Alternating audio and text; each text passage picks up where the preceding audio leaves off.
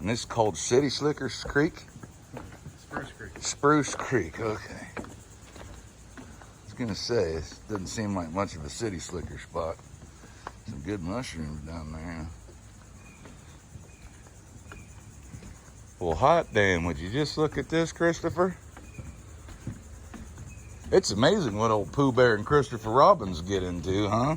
That's a cool spot. Yeah, we do. You're the best guide ever. Wow. Cool. Launch your kayaks and stuff out of here? Huh? Yep. Cool. I didn't know if they let you. Well, it's private, but there's a spot right up the creek here. This is a private spot? Yeah, it's all within the neighborhood. Oh, this is the neighborhood that we're working at. Oh, I get it. Wow, man, they got a high life, huh?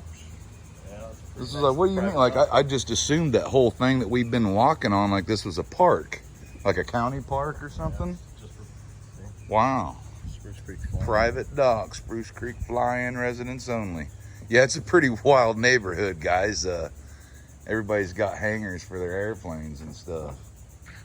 And what town are we even in?